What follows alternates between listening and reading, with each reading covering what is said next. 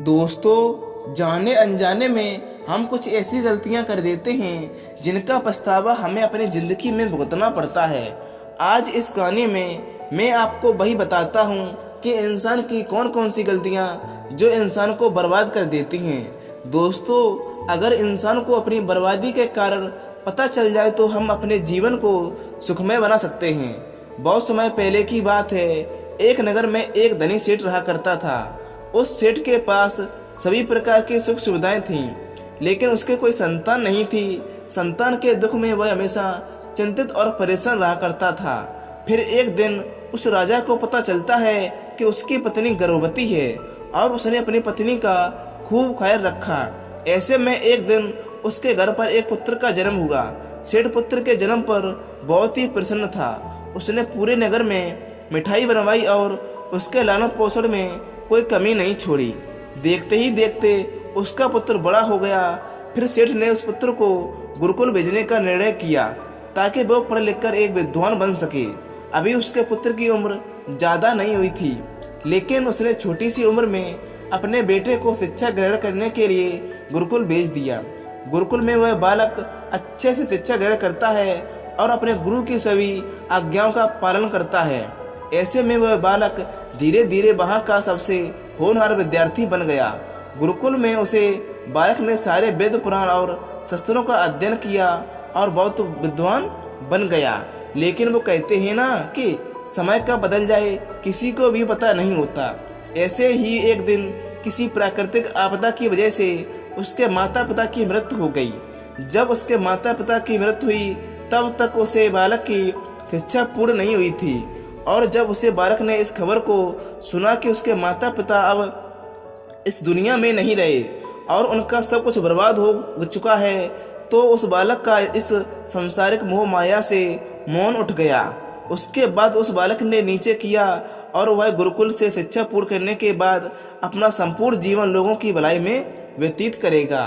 फिर जब उससे बालक की शिक्षा पूर्ण हो गई तो उसके बाद वह बालक सन्यासी बन गया और सांसारिक वस्तुओं से दूर हिमालय के जंगल में चला गया।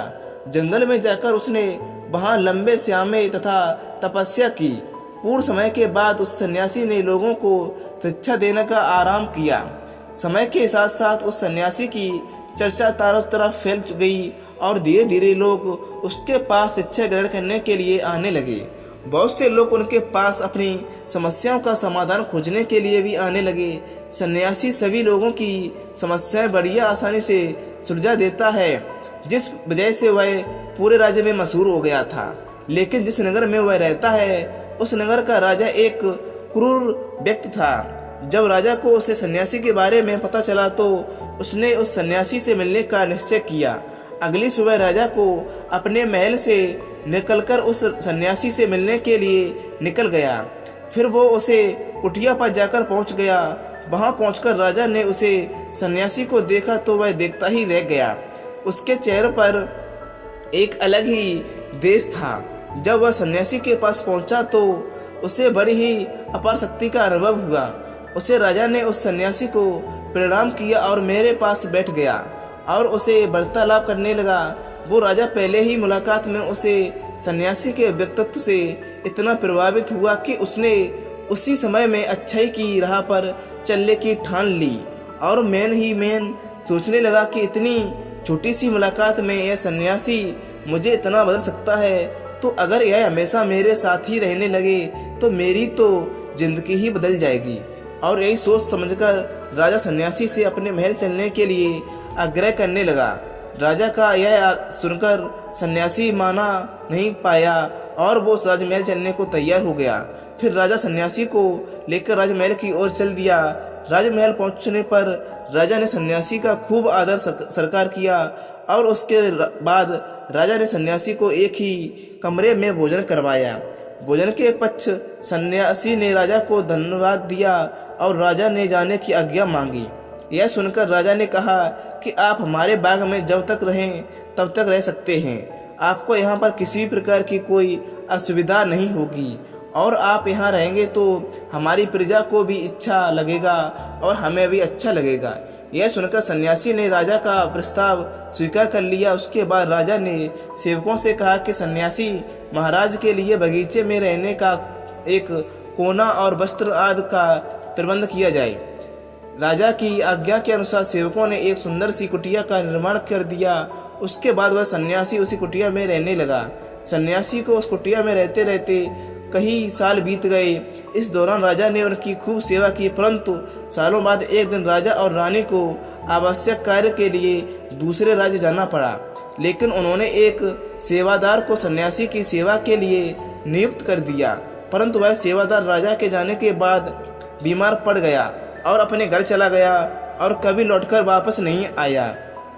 तो सन्यासी ने क्रोध में आकर उस राजा को खूब सुनाई और कहा। राजा ने कहा कि राजन, जो जिम्मेदारी तुम पूरी नहीं कर सकते वो उठाते ही क्यों हो? तब राजा ने सन्यासी से क्षमा मांगी और कहा कि भगवान, यह तुमसे कोई भूल हो गई हो तो मुझे माफ़ कर दीजिए। आपसे क्षमा मांगता हूँ, मुझे क्षमा कर दीजिए और आप अपना क्रोध शांत कीजिए और मुझे बताइए कि आखिर हुआ क्या है। यह सुनकर उसे सन्यासी ने कहा कि तुम्हारे जाने के बाद मुझे यहाँ का कोई भी भोजन नहीं दिया और मैं बहुत दिन से भूखा ही रहा। मुझे यहाँ पर आकर किसी ने पूछा तक नहीं कि मैं किस हाल में हूँ। यह सुनकर राजा ने सन्यासी से क्षमा मांगी और कहा कि भगवान, आज के बाद मैं ही कोई गलती नहीं करूँगा। फिर कुछ देर बाद मामला शांत हो गया। जब राजा और सन्यासी के बीच वार्तालाप हो रही थी तो रानी भी यहाँ सब कुछ वार्तालाप चुपके से सुन रही थीं और जब कुछ देख रही थीं। उसके बाद राजा ने उस सन्यासी को भी शिकायत करने का मौका नहीं दिया और उसकी खूब सेवा की। परंतु कुछ दिनों बाद राजा को फिर किसी आवश्यक कार्य से अपने राज्य को बाहर जाना पड़ा। लेकिन इस बार राजा ने राज्य से बाहर जाने से पहले ही अपनी रानी को कहा कि जब तक मैं ना आ जाऊं तब तक आप स्वयं सन्यासी को देखभाल करोगी।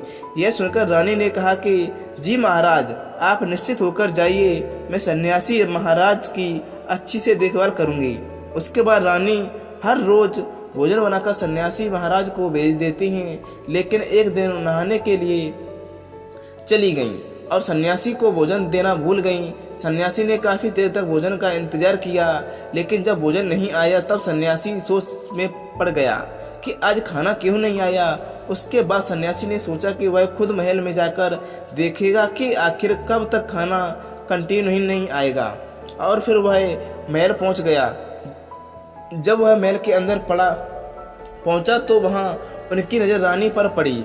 रानी के लंबे लंबे बाल, काले केस जो उसकी कमर तक लहरे रहते थे, उसकी कजरारी आँखें जो देखते ही मात्रा में ही ख्याल उखड़ गया।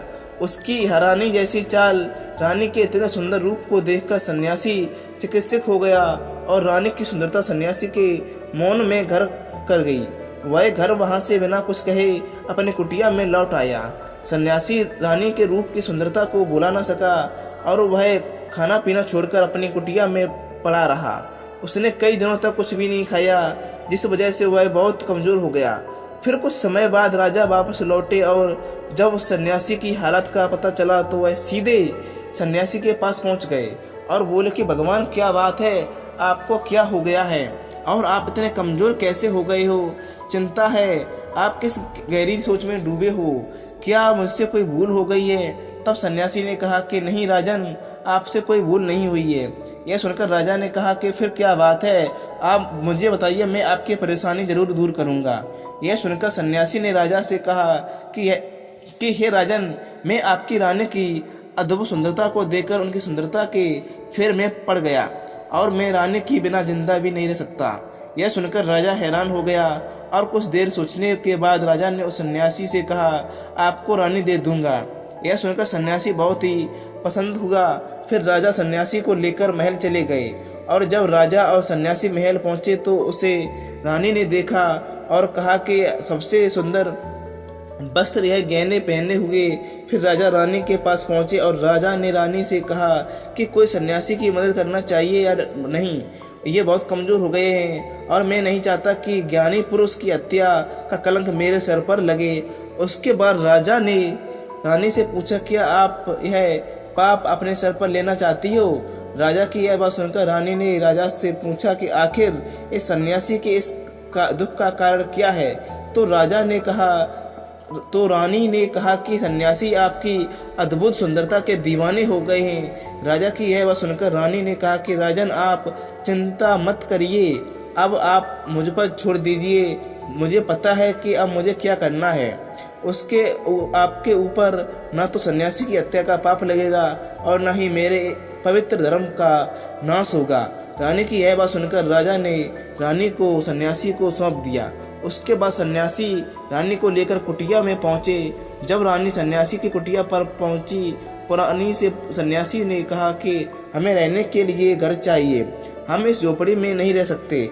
यह सुनकर सन्यासी राजा के पास गया और राजा से बोलकर कहा कि राजन, हमें रहने के लिए घर चाहिए। सन्यासी की यह बात सुनकर राजा ने उनके लिए घर का प्रबंध किया। फिर सन्यासी रानी को लेकर घर पहुंच गया। जब रानी सन्यासी के साथ उसके घर पर पहुंची तो रानी ने सन्यासी से कहा कि यह घर तो बहुत गंदा है और इसकी हालत बहुत खराब है, मैं इस घर में नहीं रह सकता। यह सुनकर सन्यासी फिर से राजा के पास गया और राजा के पास जाकर बोला कि हे राजन, जो आपने हमें घर दिया उस घर की हालत बहुत ही खराब है। सन्यासी की यह बात सुनकर राजा ने उस घर की हालत ठीक करवा दी। उसके बाद फिर रानी घर के अंदर आ गई और नहा धोकर बिस्तर पर आ गई। फिर सन्यासी भी बिस्तर पर आ गया। फिर उसके बाद रानी ने सन्यासी से कहा कि आपको पता है कि आप कौन हैं और आप क्या बन गए हैं। आप एक महान सन्यासी हैं जिसके लिए राजा स्वयं सारी ज़रूरतों की वस्तुएं उपलब्ध करते, जिसके लिए पास लोग दूर दूर से ज्ञान ग्रहण करने के लिए आते हैं, जो लोगों को सत्य की राह दिखाया करते हैं, जो आज लोगों की समस्याओं का समाधान करते हैं, जिनको सभी लोग एक गुरु मानते हैं, जिनकी सब भगवान के रूप में पूजा किया करते थे, और आज आप वासना के कारण मेरे गुलाम हो गए। रानी की यह बात सुनकर उस सन्यासी को एक झटका लगा और उसे महसूस हुआ कि वह तो एक सन्यासी है और उसे महसूस हुआ कि वह एक सन्यासी है और वह एक सब कुछ कर रहा है। वह तो एक सारी दुख सुख सुविधाओं को छोड़कर संत की तलाश में जंगल में चला गया। जोर जोर से रोने लगा और चिल्लाने लगा और रानी से कहने लगा कि मुझे क्षमा कीजिए महारानी, मैं यह क्या करने जा रहा था, मैं अभी आपको राजा को सौंप कर आता हूँ। सन्यासी की बात सुनकर रानी ने सहन की और प्रश्न किया, महाराज, मेरे मन में एक प्रश्न उठा रहा है, कृपया मेरे प्रश्न का उत्तर दीजिए।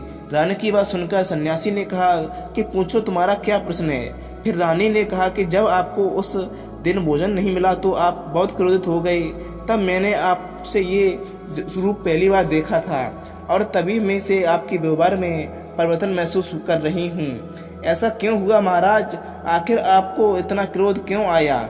रानी की बात सुनकर रानी को समझाया कि जब मैं जंगल में था तो मुझे समय पर भोजन नहीं मिल रहा था, लेकिन जब मैं महल में आया तो महल में आने के बाद मुझे सारी सुख सुविधाएं मिली। फिर मैं इन सभी सुख सुविधाओं में मौन हो गया और फंस गया और मुझे इसके प्रति लगाव उत्पन्न हो गया और फिर मुझे इसको पाने का लालच उत्पन्न हो गया। जब मुझे यह नहीं मिला तब मेरे अंदर क्रोध उत्पन्न हुआ। फिर सन्यासी ने कहा कि महाराज, सच तो यही है कि अगर इच्छा पूरी नहीं हो तो क्रोध उत्पन्न होता है और अगर इच्छा पूरी हो जाए तो लालच उत्पन्न हो जाता है। फिर सन्यासी ने राजा से कहा, इच्छा की पूर्ति ही मुझे वासना के द्वारा लेकर आई है और मैं आपके प्रति आकर्षित हो गया। इसके बाद तो सन्यासी रानी को लेकर राजा के पास गया और बोला कि राजन, मुझे क्षमा कर दीजिए, मुझे अपनी गलती का एहसास हो गया है। यह लो आपकी रानी, मुझे यह सब नहीं चाहिए। मैं अपने इच्छा के विजीवट होकर यह गलत कार्य करने जा रहा था और अपने जीवन को बर्बाद कर रहा था, लेकिन अब मुझे सब कुछ समझ आ गया है। उसके बाद उससे सन्यासी ने कहा कि राजन, मनुष्य की बर्बादी का कारण उसकी 4 आदतें बनाती हैं और दुनिया की हर व्यक्ति के अंदर यह 4 आदतें और ये 4 अवगुण होते हैं। दुनिया की हर व्यक्ति के अंदर ये 4 अवगुण पाए ही जाते हैं, लेकिन जो व्यक्ति इन पर नियंत्रण कर लेता है वह दुख और परेशानियों से बच जाता है। वही जो व्यक्ति इन चारों पर नियंत्रण नहीं कर पाता वो इंसान बर्बाद होकर कगार पर पहुंच जाता है। यह सुनकर राजा ने कहा कि महाराज, आप मुझे वो 4 आदतें बताइए जिससे कि मनुष्य बर्बादी हो जाता है। फिर सन्यासी ने राजा को कहा, मनुष्य को बर्बाद करने वाली आदतों के बारे में बताया कि राजन, मनुष्य को बर्बाद करने वाली आदतें। पहली आदत है इच्छा, क्योंकि इच्छा ही दुनिया की हर एक व्यक्ति के अंदर सबसे पहला अवगुण होता है, और जो व्यक्ति अपनी इच्छाओं को नियंत्रित में नहीं रख पाता वह जीवन के किसी भी क्षेत्र में सफल नहीं हो पाता, क्योंकि जैसे ही उसकी एक इच्छा पूरी होती है वह दूसरी की ओर बढ़ने लगता है, और दूसरी पूरी होती है तो तीसरी की ओर इच्छा मौन में जागृत हो जाती है, और फिर ऐसे करते करते इच्छाओं पर नियंत्रित एक होने के कारण इसकी जड़ में ऊर्जा रहता है और दुखी रहता है। इसलिए राजन, हम सब इच्छाओं पर नियंत्रित कर लेते हैं तो हमारे मौन पर भी नियंत्रित कर लेंगे, और जब हमारा मौन हमारे बस में होता है तो हमें सुखी दुखी प्राप्त होती है, फिर जो हम चाहते हैं वही हमारे साथ होता है। फिर सन्यासी कहता है कि राजन, मनुष्य को बर्बाद करने वाली दूसरी आदत है वासना। वासना का जन्म हमारे मन में उठने वाली इच्छाओं से होता है। जिस प्रकार इच्छा का कोई अंत नहीं होता और मनुष्य वासना के जाल में फंसता ही चला जाता है, वासना के बिजबिट होकर मनुष्य को कुछ भी नजर नहीं आता। आज तक जितनी भी लड़ाइयाँ हुई हैं उनका सबसे बड़ा कारण स्त्री को पाने की इच्छा ही रही है। स्त्री के प्रेम में बिजिट होकर राजा महाराजाओं ने पहले बहुत सारे युद्ध किए हैं। रावण ने संसार का सबसे बुद्धिमान व्यक्ति था, लेकिन उसने भी माता की सुंदरता की प्राप्त में आकर अपना सब कुछ बर्बाद कर दिया। उसकी मृत्यु का कारण एक स्त्री ही बनी थी कि राजा महाराजा जो युद्ध में इसलिए हार गए क्योंकि वो लोग स्त्रियों से रासलीला रचने में ही रह गए। ईश्वर ने तो स्त्री की उत्पत्ति संसार को बढ़ाने के लिए की थी, लेकिन आज को लोगों में इसने अपनी वासना का शिकार बना लिया, अपने मनोरंजन का साधन समझने लगे, और जब इन्हें अपना या मनोरंजन नहीं मिलता तो यह पागल हो जाते हैं और न जाने क्या क्या कर बैठे हैं। इसलिए ही राजन, जितना हो सके उतने ही वासना से दूर रहना चाहिए।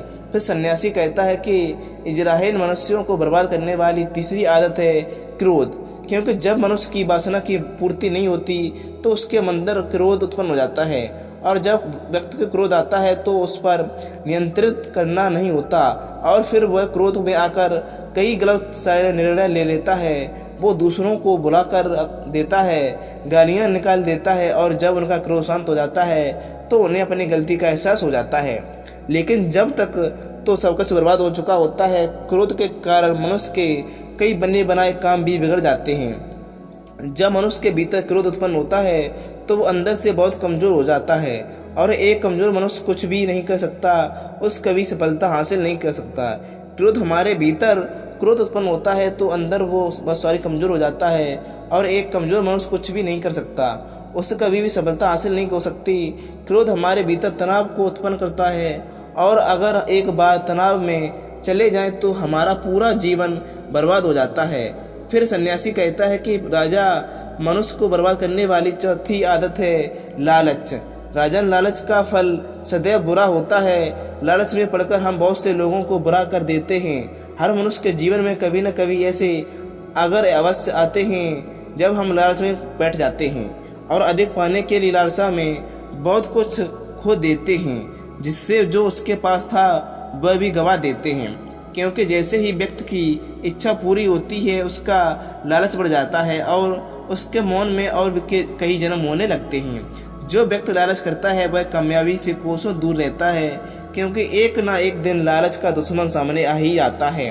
अगर हम समय रहते ही लालच को त्याग दें और उसकी फेर में ना पड़ें तो हम एक सफल व्यक्ति अवश्य जरूर बनेंगे। फिर अंत में उसके मन में कई सारे जन्म होने लगते हैं। जो व्यक्ति लालच करता है वह कामयाबी से कोसों दूर रहता है, क्योंकि एक ना एक दिन लालच दुश्मन सारे आता ही हैं। अगर हम समय रहते ही लालच को त्याग दें, उसकी फेर में ना पड़ें, तो हम एक सफल व्यक्ति अवश्य बन सकते हैं। फिर अंत में सन्यासी राजा से कहता है कि अगर मनुष्य चारों आदतों को छोड़ देता है तो उसके जीवन में सफल होने से कोई नहीं रोक सकता। जो इन आदतों को नहीं छोड़ता है उससे जीवन में बर्बाद होने से कोई नहीं रोक सकता। मैं एक सन्यासी होकर इसकी फिर में आ गया तो सामान्य मनुष्य तो इसके बच नहीं सकता। हे राजा, मनुष्य को इन चारों आदतों से हमेशा बचना चाहिए। दोस्तों, ये थी आपकी 4 आदतें जो अपने को दूसरों में वासना उत्पन्न करती हैं। दोस्तों, आपको हमेशा इन आदतों से दूर ही रहना चाहिए। अगर ज़िंदगी में सफल होना चाहते हो तो इन आदतों से हमेशा दूर रहना ही होगा, नहीं तो आपकी ज़िंदगी बर्बाद के कगार पर आ सकती है। दोस्तों, आपको ये कहानी कैसी लगी है? अगर ये कहानी आपको अच्छी लगी है तो वीडियो को लाइक और चैनल को सब्सक्राइब जरूर करें। नमस्कार दोस्तों।